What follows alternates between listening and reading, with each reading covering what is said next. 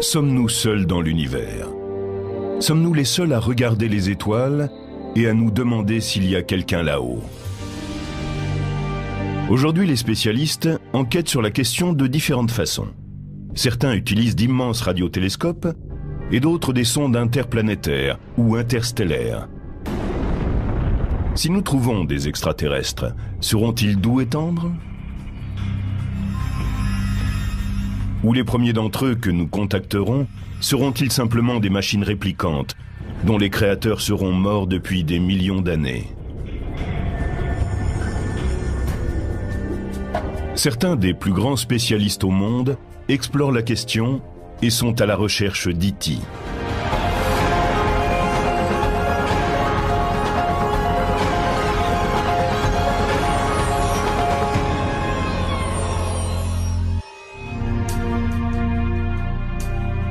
Nombreux sont ceux qui sont restés éveillés la nuit et qui, en regardant les étoiles, ont songé à l'existence d'une vie extraterrestre.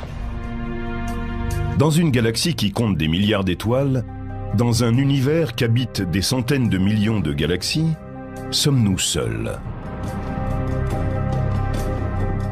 Le caractère infini de l'univers est difficile à saisir, mais voici une image qui peut vous en donner une idée.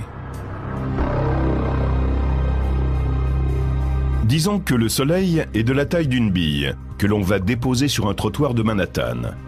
La Terre serait une tête d'épingle à 1,20 m de là et Mars 60 cm plus loin. L'étoile la plus proche, susceptible d'abriter une forme de vie intelligente, Alpha du Centaure, ne serait pas à 3 ou 30 mètres de là, mais beaucoup plus loin. Elle se situerait à Washington, à 300 km. Et l'étoile suivante pourrait être à 10 000 km, comme à Rio de Janeiro.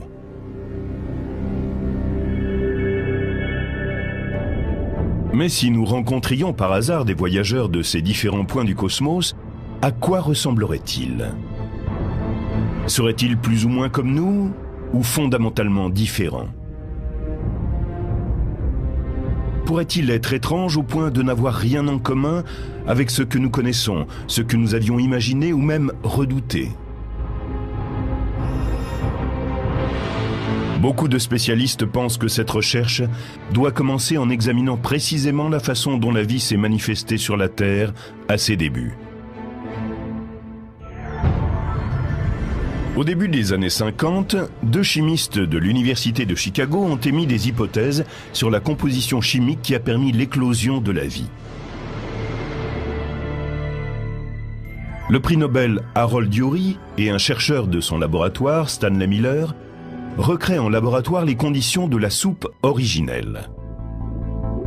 Ils injectent du méthane, de l'ammoniac gazeux, de l'hydrogène et de l'eau dans un système stérile de ballons et de tubes en verre, ces substances étant censées abonder sur la Terre lors de sa création.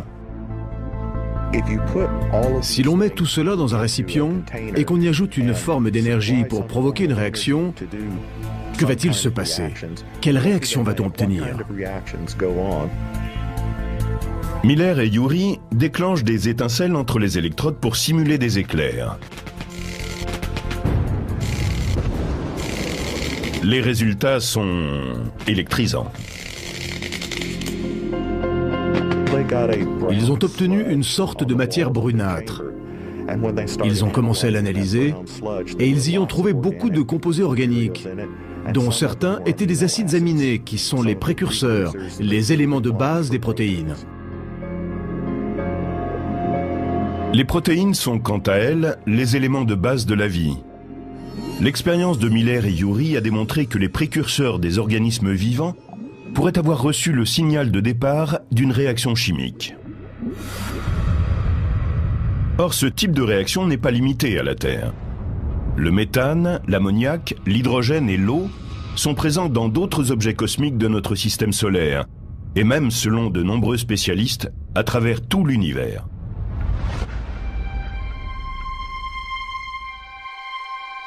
L'astronome Carl Sagan, en parlant de cette expérience, a noté qu'aucune autre n'a fait davantage pour convaincre les spécialistes que la vie pourrait prospérer partout dans le cosmos. Mais la présence de l'eau est la clé de l'expérience. Une réaction chimique de ce type ne peut avoir lieu sans elle. L'eau est parfaite pour dissoudre les matériaux. Elle fait cela bien mieux que la plupart des autres liquides. Et elle permet de dissoudre toutes sortes de nutriments et de produits chimiques, des éléments qui peuvent agir comme des catalyseurs et qui suscitent la production de substances chimiques nécessaires à la vie. L'eau stocke très bien tous ces éléments chimiques. Sur la Terre, on trouve aussi de l'eau dans certains environnements extrêmes, et elle y abrite certaines formes de vie. Celle-ci prospère dans les océans à des profondeurs que la lumière du soleil ne peut atteindre, ou encore dans des crevasses rocheuses humides, en dessous de la surface de la Terre. Et même, par exemple, dans un ancien lac californien, dont le taux de salinité excède 10%, ce qui représente 3 fois celui de l'océan.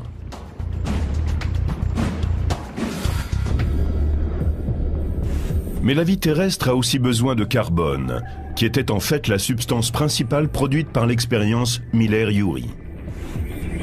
Toutes les formes de vie que nous connaissons sont composées pour une large part de molécules de carbone. La vie a besoin d'une certaine forme de capacité à créer des molécules longues qui puissent stocker l'information. Et le carbone est formidable pour construire des molécules longues. Ainsi, par exemple, la molécule de l'ADN est faite d'1 milliard de paires de brins porteurs de base. Une molécule d'ADN de l'une de vos cellules que l'on étirerait mesurerait 1 mètre de long. Une seule molécule de l'une des 3 milliards de cellules qui forment votre corps. On a donc besoin d'un élément qui stocke la quantité énorme d'informations nécessaires pour créer une créature comme un lion, un humain ou un arbre. Mais si la vie existe ailleurs, dans notre galaxie, ou même au-delà, est-elle née des mêmes conditions ? La vie extraterrestre serait-elle basée sur l'eau et le carbone ? Une vie intelligente serait-elle façonnée par l'ADN et les extraterrestres auraient-ils la même apparence que nous ? Peut-être serait-il un peu comme nous, mais ce serait vraiment une pure coïncidence. Prenez un écureuil. Il habite la même planète que moi, il a un ADN, et 70% de son ADN est sans doute semblable au mien. Mais il ne me ressemble pas. Alors pourquoi les extraterrestres me ressembleraient-ils ? Il n'y a guère de raison. Robert Hurt, chercheur à l'Institut de technologie de Californie, a passé du temps à réfléchir à d'éventuelles formes de vie extraterrestres. C'est un spécialiste de la visualisation scientifique. Il utilise des données transmises par le télescope de l'espace, Spitzer, pour interpréter les images des objets de l'espace profond et des processus qui s'y déroulent. Par l'imagerie, nous essayons de trouver des moyens visuels pour expliquer des concepts techniques complexes. Nous étudions les planètes qui sont autour d'autres étoiles, la façon dont se forment les étoiles et les nébuleuses, les processus qui se développent dans les galaxies et l'univers lointain, et nous remontons ainsi jusqu'au Big Bang. Robert Hurt a accepté pour nous d'utiliser les données scientifiques que nous avons pour imaginer une forme éventuelle de vie extraterrestre. Il a choisi comme lieu d'expérience Jupiter. C'est un vrai défi étant donné que la planète est en fait une boule de gaz géante. Nous avons ici une planète où il n'y a pour ainsi dire pas de sol. L'atmosphère est essentiellement composée de gaz d'hydrogène et d'hélium, bien qu'elle soit riche en composés organiques. Quand on s'enfonce dans cette atmosphère, elle devient de plus en plus chaude et la pression augmente également. Donc la question est, que peut-on faire? Que peut-on imaginer de vivant dans un environnement comme celui-ci?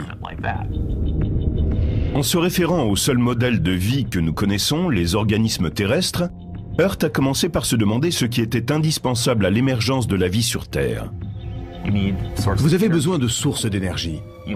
Vous avez besoin des substances chimiques dont la vie terrestre a besoin pour construire les matériaux dont elle est faite.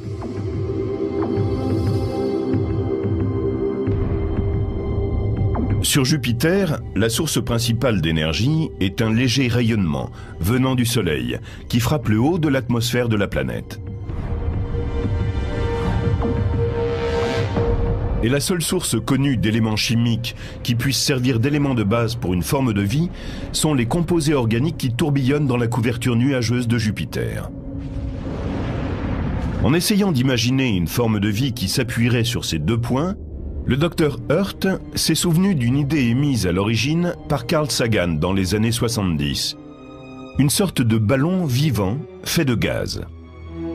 Une telle créature pourrait rester en l'air dans l'atmosphère de Jupiter. Maintenant, bien sûr, il y a un problème sur Jupiter. C'est que l'atmosphère est déjà constituée du gaz le plus léger qui soit, l'hydrogène. On ne peut donc pas vraiment avoir un ballon plus léger que l'hydrogène. Donc, si on veut un ballon qui puisse flotter dans l'atmosphère de Jupiter, il faut qu'il soit rempli d'air chaud. Robert Hurt a inventé un organisme extraterrestre qui ressemble plus à une plante qu'à un animal. On aurait donc un ballon en forme de plante qui flotterait car il serait gonflé d'air chaud. Cela dit, le coût biologique pour produire cet organisme est très élevé. On pourrait donc imaginer une créature à la peau très foncée et très fine, ce qui permettrait aux rayons du soleil de chauffer le gaz à l'intérieur. On pourrait créer un organisme qui léviterait durant les heures du jour, simplement en absorbant les radiations solaires. La nuit, la plante perdrait sa source de chaleur. Mais Robert Hurt a tenu compte de ce problème dans le concept même de sa créature. Elle a une forme qui lui permet de fonctionner un peu comme un parachute, qui peut suivre les courants thermiques. Au cours de la nuit, lorsqu'elle ne pourrait réchauffer son gaz aux rayons du soleil et flotter comme un ballon, elle pourrait descendre plus bas dans l'atmosphère et glisser sur les courants thermiques, un peu comme un planeur. Le temps qu'elle passerait à plus basse altitude devrait être bénéfique pour cette créature, car c'est là que sa nourriture est la plus abondante. Je l'ai dotée d'une sorte de racine pneumatophore. Quand la créature s'enfonce dans les parties basses de l'atmosphère, elle peut en tirer certains composants organiques. Ils existent sur Jupiter.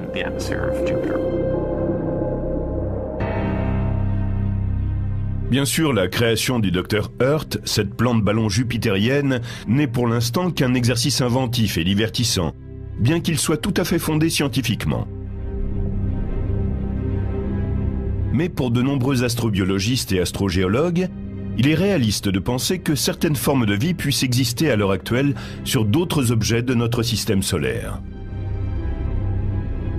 C'est le cas en particulier dans la glace qui couvre Europe, une des lunes galiléennes de Jupiter.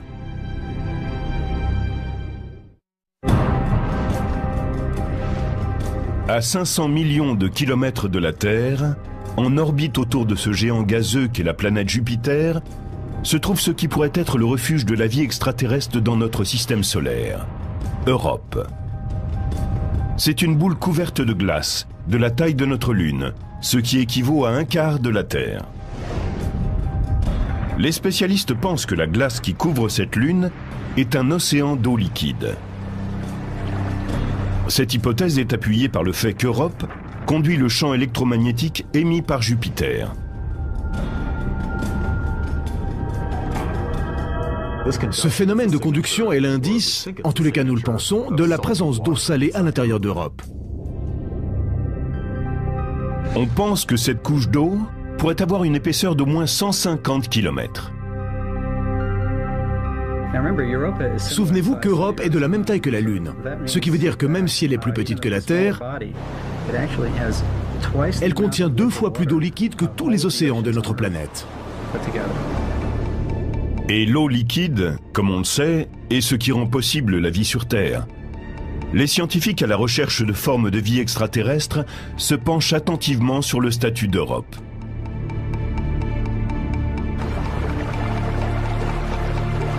Mais comment pourrait-il y avoir de l'eau liquide, qui gèle en dessous de 0 degré Celsius, sur une Lune 4 fois plus éloignée du Soleil que la Terre? Europe trace une orbite ellipsoïdale autour de Jupiter. Parfois elle en est proche, et parfois elle s'en éloigne. Quand elle est proche de Jupiter, elle est étirée par la force de gravitation de la planète.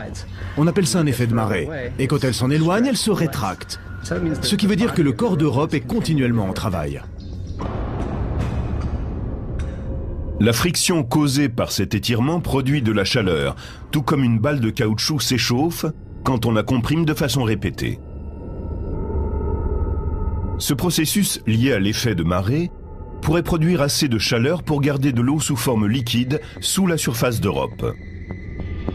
On voit d'autre part que ces étirements répétés provoquent des fractures dans sa croûte de glace. Imaginez que vous soyez en train d'essayer de changer la forme d'un œuf. Qu'arriverait-il à la coquille? Elle craquerait. C'est ainsi que lorsque nous regardons la surface d'Europe, nous voyons des lignes qui indiquent presque certainement l'emplacement de fissures. Il semble que ces fissures s'ouvrent et se ferment fréquemment, et en permettant à l'eau qui est sous la surface d'entrer en action avec la surface, elles peuvent avoir d'importantes conséquences sur une éventuelle forme de vie sur cette lune. L'eau de l'océan lunaire va se précipiter dans cette fissure, et en même temps elle gèle, enfin, elle commence à geler.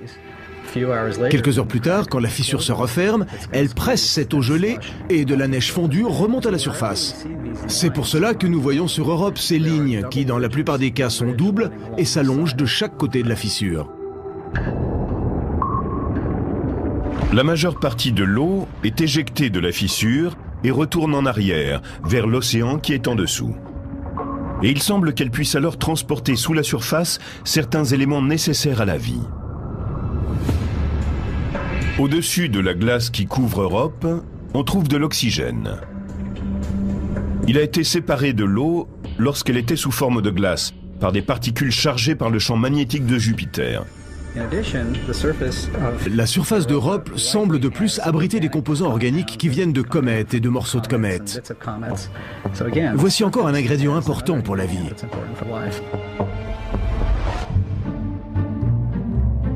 Le docteur Richard Greenberg, de l'Université d'Arizona, a montré graphiquement comment d'éventuelles formes de vie pourraient profiter de l'écosystème créé par une fissure dans la croûte de glace d'Europe. L'atmosphère extérieure de la planète ne serait pas bénéfique à des formes de vie, à cause de la radiation. Mais en descendant de quelques mètres à l'intérieur, on est en sécurité par rapport à cette radiation. Et en même temps, on capte assez de lumière du soleil pour que se produise la photosynthèse. Un éventuel organisme vivant serait relié à l'océan par l'eau, qui, grâce à l'effet de marée, afflue et reflue chaque jour. Une journée sur Europe est beaucoup plus longue qu'une journée sur Terre, près de 3 fois et demi.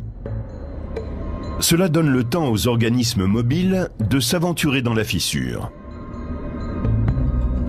On pourrait imaginer d'autres organismes qui s'accrochent au mur de ces fissures et exploitent simplement les flots de l'eau de l'océan qui passent chaque jour devant eux.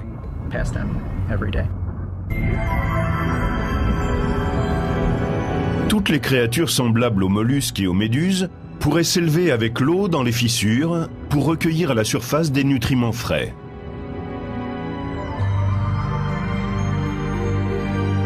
Dans les océans couverts de glace d'Europe, la vie pourrait aussi trouver de l'énergie et des nutriments d'un autre endroit que la surface glacée.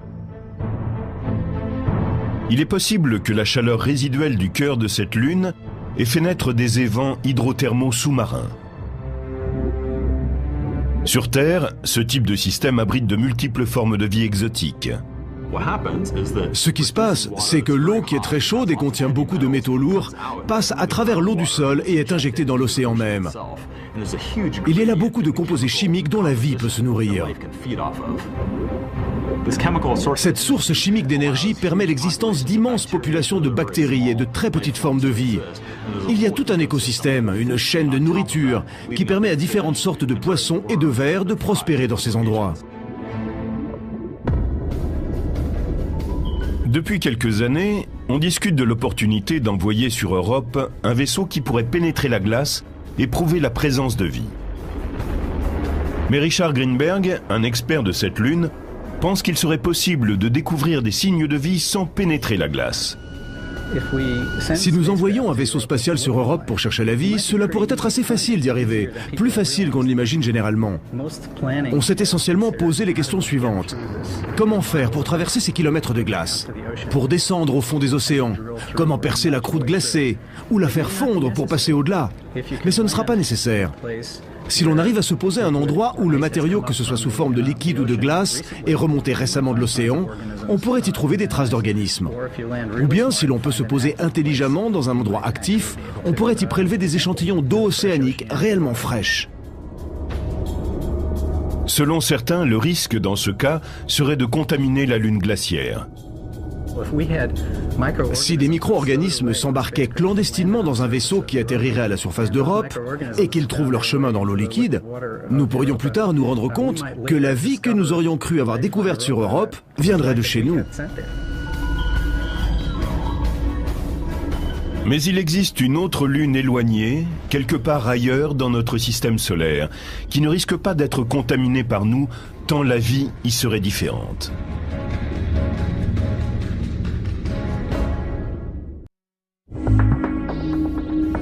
Depuis 2004, une sonde de la NASA, ainsi que la sonde Cassini-Huygens, tourne en orbite autour de Saturne et a effectué plusieurs survols de Titan, la plus grande lune de cette planète.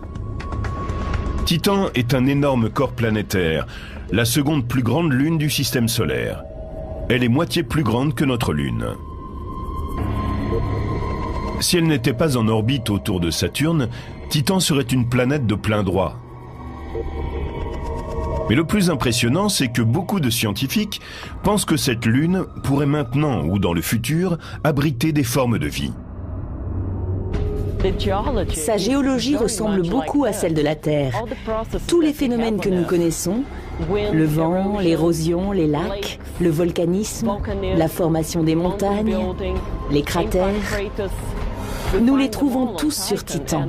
C'est un objet très riche en termes de géologie.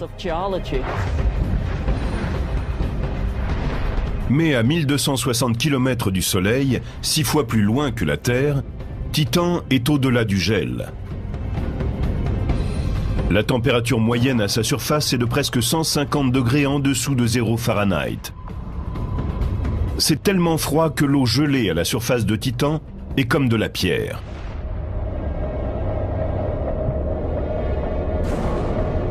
Les pierres de cette photo prise par la sonde Huygens sont en fait de l'eau.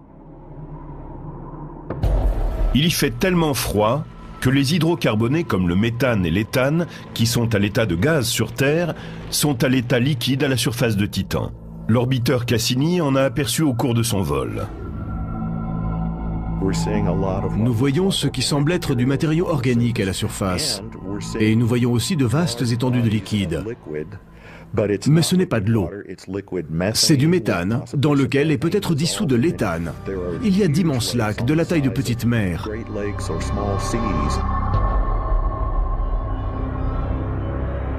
Les astrobiologistes commencent à nourrir l'idée que des organismes pourraient s'être développés dans ces lacs. La vie y serait très particulière. Nous avons pensé à la vie en termes d'eau et d'eau liquide. Mais pourrait-il y avoir de la vie dans les hydrocarbonés liquides? Peut-être. La vie sur Terre existe dans certains endroits très difficiles, où vous ne vous attendriez pas à trouver de la vie. Et nous appelons ces organismes extrémophiles. C'est parce qu'ils aiment vivre sous des conditions extrêmes. Par exemple, nous sommes ici sur le lac Mono, un lac très alcalin où l'on a trouvé des extrémophiles.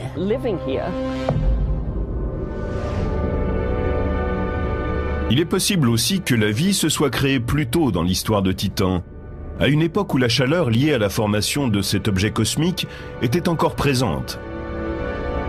Les conditions auraient été alors similaires à celles qui régnaient sur la Terre lors de sa formation. Il y a beaucoup d'eau ici, beaucoup de nitrogène et beaucoup d'autres éléments. Donc vous avez de l'eau chaude, du nitrogène et du carbone.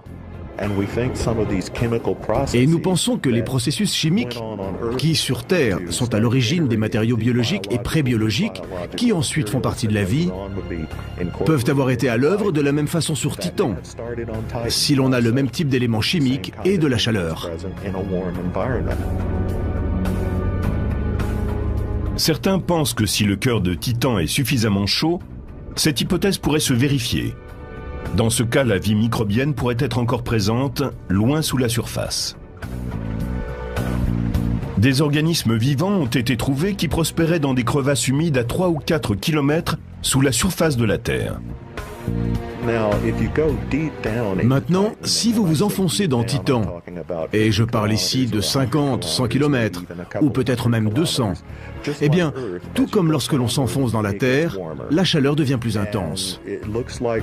Et il semble aussi que sur Titan, il y ait des éléments mélangés à l'eau, comme par exemple de l'ammoniac, qui peut agir comme un antigel. Et nous savons que l'eau, sous sa forme liquide, est un excellent médium pour toutes sortes de réactions chimiques, y compris celles qui produisent des acides aminés et d'autres substances chimiques prébiotiques. Pourtant, à l'heure actuelle, malgré tout, on ne peut guère observer Titan de près. Cette lune de Saturne est dissimulée par son atmosphère dense de nitrogène et de méthane. Le vaisseau spatial Cassini est équipé d'un spectro-imageur à infrarouge, mais les images prises sous une longueur d'onde visible sont généralement plus utiles pour les analystes. Il faut en quelque sorte contourner cette atmosphère opaque qui altère notre vision de la surface. Pour bien observer réellement ce qui se passe, et en particulier pour avoir une idée précise de la composition de tout ce que nous apercevons, il paraît évident que nous devons nous rapprocher.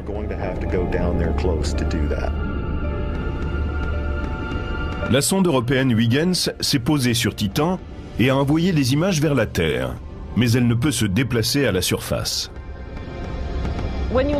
Se poser sur une planète vous donne une avance formidable en termes de science. Mais il ne s'agit que d'un point sur la planète. Que connaîtrait-on de la Terre en atterrissant dans le désert du Sahara, par exemple? On ne verrait pas quelle est la vie ici. Pour explorer les vastes espaces de Titan, on pourrait utiliser un appareil qui travaillerait un peu comme les ballons d'air chaud que nous avons sur Terre. Le Jet Propulsion Laboratory de la NASA développe un ballon qui transporterait du matériel pour prendre des images et également étudier l'atmosphère de Titan. Les ingénieurs considèrent qu'un ballon constitue une plateforme d'une grande stabilité pour ce type de mission. Si un ballon est coupé de tout contrôle électronique pour plusieurs heures, ce n'est pas grave. On peut avoir quelque chose à bord qui dit au ballon « D'accord, ferme ta valve de descente et mets-toi à une altitude où tu es en sécurité. Et tu restes là jusqu'à ce que tu reçoives de nouvelles instructions. » Les missions complexes vers des satellites très éloignés de notre système solaire sont exaltantes et permettent souvent de grandes avancées scientifiques, tandis que la promesse de découvrir des formes de vie extraterrestres est très mince. Il y a plus d'espoir de trouver une vie intelligente et génératrice de technologie quand on regarde au-delà du système solaire, vers les étoiles voisines. Pour beaucoup de spécialistes qui étudient l'univers, cette idée, quoique encore hypothétique, est parfaitement envisageable.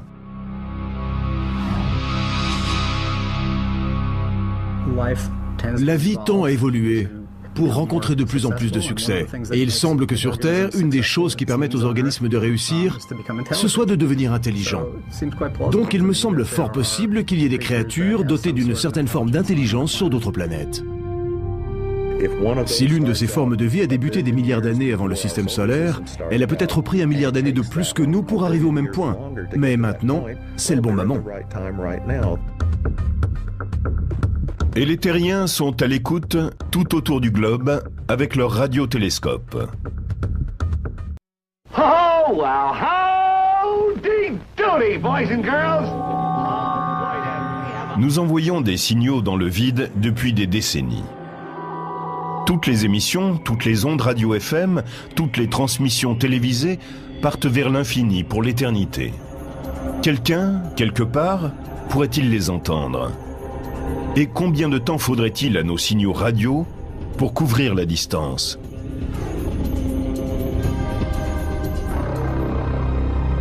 Reprenons notre image. Le Soleil est une bille sur le trottoir de Manhattan.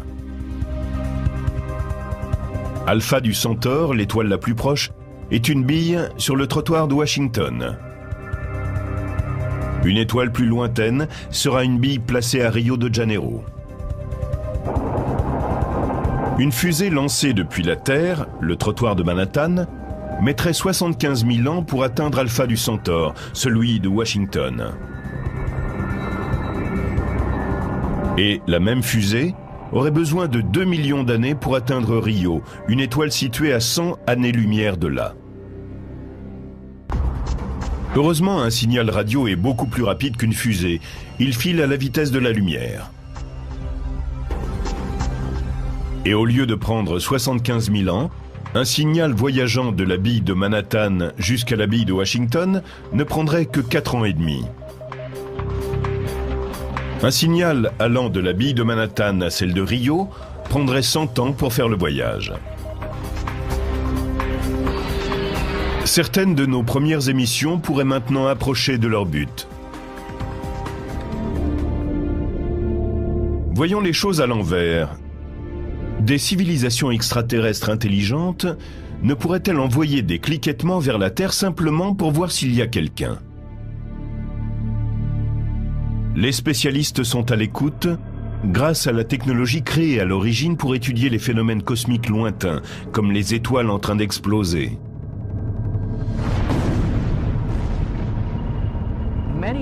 De nombreux phénomènes produisent des ondes radio.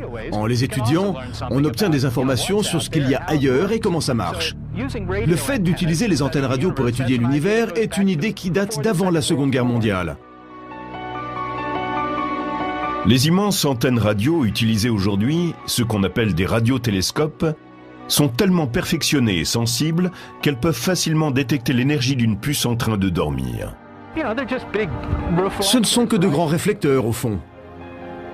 Des ondes radio arrivent et tombent autour de nous sur toute la Terre. Certaines de ces ondes radio vont donc tomber sur ces antennes. Elles se réverbèrent sur ce grand miroir et sont concentrées après vers un amplificateur très sensible. Ensuite, des signaux sont envoyés via des câbles jusqu'à une pièce de contrôle où des récepteurs sensibles analysent cette énergie des ondes radio.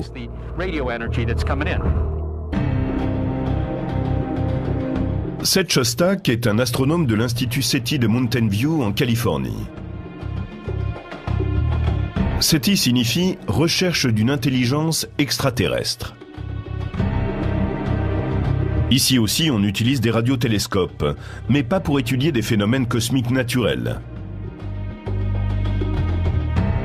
C'est exactement la même technologie qu'on utilise pour chercher des signaux qui sont non pas émis par la nature, mais par exemple par E.T. Et comment fait-on la différence? Le type de signal que nous recherchons est ce qu'on appelle un signal à bande étroite. C'est un signal qui est à un seul endroit de la longueur d'onde. Il est sur une seule fréquence. C'est ce qui indique qu'il est envoyé par un émetteur et non par la nature. Bien sûr, ce ne sont pas des scientifiques qui font ce travail d'écoute, mais des ordinateurs. Nous avons des récepteurs spécialisés qui font le travail et des ordinateurs qui contrôlent les récepteurs. En général, ceux-ci contrôlent 100 millions de canaux en même temps. Si un ordinateur voit un signal qui lui paraît pouvoir être une forme de vie extraterrestre et non un radar d'aéroport ou un satellite de télécommunication, il va suivre ce signal.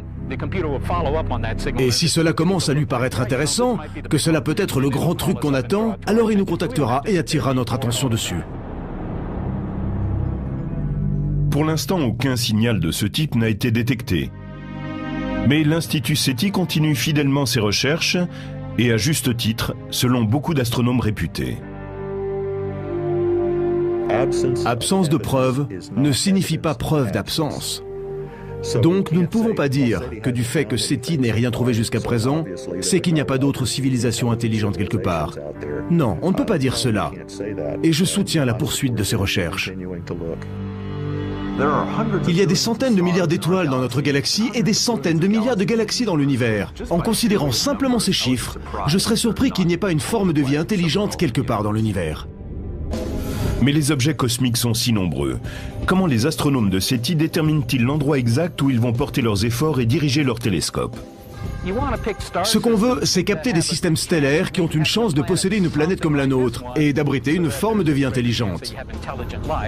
Mais nous ne savons pas vraiment quel type de planète dépend de ces étoiles.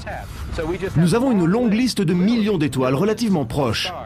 C'est notre jardin cosmique et nous ne faisons que tracer notre voie parmi elles. Et qu'arriverait-il si un jour un télescope radio SETI captait un signal qui ressemblerait à ce qui pourrait être une transmission extraterrestre? Une chose que vous feriez certainement si vous captiez un signal, c'est de dire « je n'y croirais pas avant que quelqu'un d'autre l'ait vu aussi ». Parce qu'il peut y avoir des bugs dans le système informatique. Donc ce que vous feriez, au moment où vous pensez que ça a l'air réel, est d'appeler quelqu'un d'un autre observatoire radio qui a les mêmes antennes que vous. Et vous lui diriez, écoute, regarde cette partie du ciel à telle fréquence radio, regarde cette partie de la longueur d'onde, et vois si tu trouves quelque chose. Et si c'était confirmé par 2 ou 3 observatoires, je pense qu'à ce moment-là, vous pourriez tranquillement organiser une conférence de presse. Mais si notre premier contact avec un extraterrestre ne passe pas à travers un signal radio, si E.T. arrivait sous une forme inconnue, la première délégation extraterrestre pourrait atteindre la Terre sous forme de machines tellement minuscules que nous ne pourrions les détecter à l'œil nu. Forward. You speak English? We speak every language. Depuis les années 50, les films de science-fiction mettent en scène des extraterrestres qui ressemblent à des humains. Homo sapiens, slaves. Un type de créature a été largement popularisé dans les dernières décennies. Les ufologues enthousiastes pensent que des militaires américains ont découvert des corps issus d'un vaisseau spatial extraterrestre qui se serait écrasé dans les années 50. Ces extraterrestres présumés sont des humains de petite taille avec des têtes disproportionnées. Ce sont de petits hommes gris. En général, ils ont des grands yeux et ils ne rient pas. Peut-être qu'ils n'ont pas d'ADN, mais ils relèvent de la biologie. Ils sont vivants.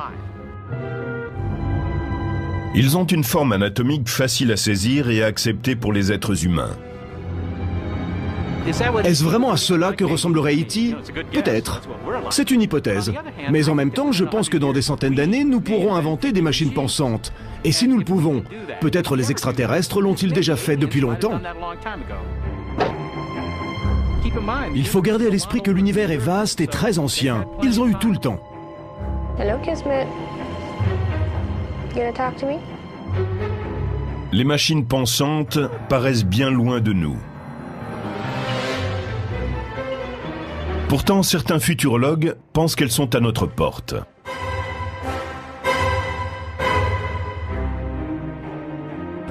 Nous réduisons la taille des transistors sur les circuits intégrés. Tous les 2 ans, nous pouvons mettre 2 fois plus d'informations sur une puce. Et en étant plus petit, cela va de plus en plus vite. Et ce sera encore le cas pendant des décennies. Aujourd'hui, je peux avoir dans ma poche un ordinateur qui est des milliers de fois plus puissant que celui que je partageais avec des milliers d'étudiants et de professeurs quand je suis arrivé à MIT dans les années 60. Ray Kurzweil est convaincu que la puissance et la vitesse des ordinateurs surpasseront rapidement celle du cerveau humain. Prenez l'estimation la plus modeste quant au volume de calcul nécessaire pour simuler le cerveau humain. Elle est de 10 puissance 10 à 10 puissance 16 calculs par seconde. Cela dit, il y a des estimations plus basses encore. Mais prenons l'estimation haute parmi les plus modestes. Nous aurons cela pour $1 million vers 2020 et pour $1 vers 2030. Nous aurons tout cela dans un super ordinateur dans quelques années. Kurzweil prédit que dans un futur proche, de minuscules ordinateurs seront intégrés dans le corps humain pour pallier à certaines de ses faiblesses. Nous avons déjà commencé. Il y a des gens qui ont des ordinateurs qui remplacent une partie de leur cerveau, par exemple ceux qui sont atteints de la maladie de Parkinson. Et ces systèmes peuvent déjà intégrer de nouveaux logiciels. Vous pouvez les télécharger de l'extérieur du patient pour l'ordinateur qui est dans son cerveau. Ça se passe aujourd'hui. Cela ne s'arrête pas là. La technologie se perfectionne et des machines microscopiques qu'on appelle des nanorobots seront capables, dirigés par un ordinateur, d'accomplir toute une gamme d'actes de maintenance à l'intérieur du corps humain. Finalement, nous serons capables de faire passer ces appareils dans le système sanguin. Et nous aurons des milliards de ces ordinateurs de la taille d'une cellule sanguine et de nanorobots dans le sang. Ils nous garderont en bonne santé et ils seront en interaction avec nos neurones. C'est ainsi que vers 2030, l'homme et la femme de la rue seront en partie biologiques et en partie non biologiques. Mais la prédiction la plus étonnante de Kurzweil, c'est que les ordinateurs permettront finalement aux humains de dépasser la biologie et de se dépouiller entièrement de leur corps. Ils étudieront les fonctions neurologiques d'un individu et téléchargeront ses connaissances, son expérience et sa personnalité qu'ils dirigeront vers un système de stockage. Vous pourrez aller à l'intérieur de mon cerveau, à travers le système sanguin, et envoyer des milliards de scanners de taille microscopique dans mon cerveau à travers les capillaires. Ils scanneront tous mes neurones et rassembleront tous les détails qui me concernent. Les neurotransmetteurs, la concentration d'ions, les connexions interneuronales, absolument tout ce qui me constitue. Je pense que ce sera parfaitement faisable. Cela prendra un peu de temps, 40 ans peut-être ou plus. Mais il viendra un moment où on pourra capter chaque particularité d'un individu et recréer ensuite sa personnalité.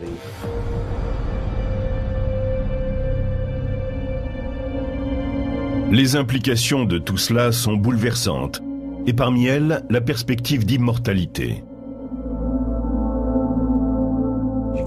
Si un système informatique meurt, ce n'est pas la fin des dossiers. Il suffit de les copier sur une nouvelle machine. Toutes les caractéristiques de votre machine peuvent être préservées. Vous pouvez en faire une copie. Les machines elles-mêmes seront assez intelligentes pour se reproduire et améliorer régulièrement leur design. Nous voyons déjà des systèmes qui se reproduisent seuls dans les ordinateurs. Par exemple, un virus, c'est une entité. Ce n'est pas physique, c'est juste un élément de logiciel, mais qui est capable de se copier lui-même. Et c'est ainsi que quelqu'un peut expulser un virus, qui est en train de se copier lui-même, et ensuite le propager par Internet. Voilà ce qu'est l'auto-reproduction.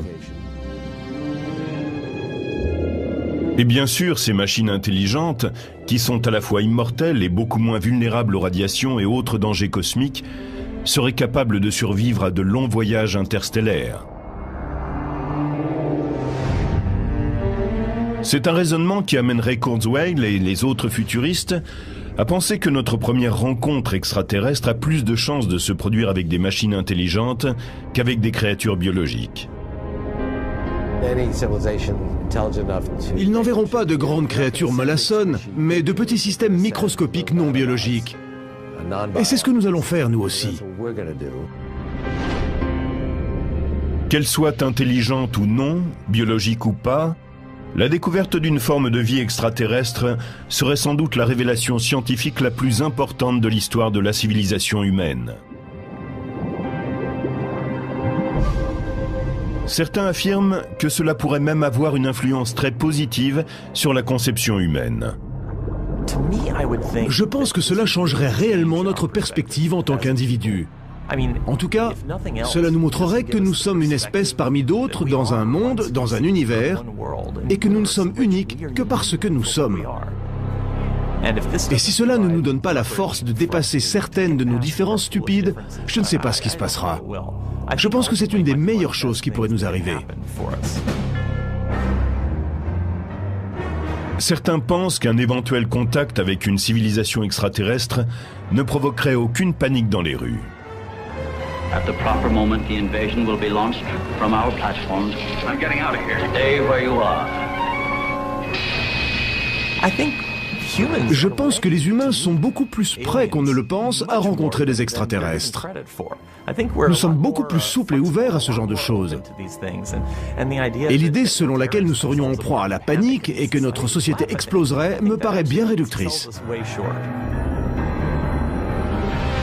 Mais si nous ne trouvons jamais de réponse, si nous n'entendons jamais de signaux extraterrestres, si nous ne rencontrons jamais d'espèces intelligentes en dehors de la nôtre, dans ce cas, le silence est aussi à sa manière une réponse d'une grande profondeur. Il nous dit que la vie est unique, que la vie intelligente est précieuse, et que tel un trésor, elle doit être protégée à tout prix. Sommes-nous vraiment seuls ? C'est peut-être la question la plus importante que nous puissions nous poser à propos de l'univers.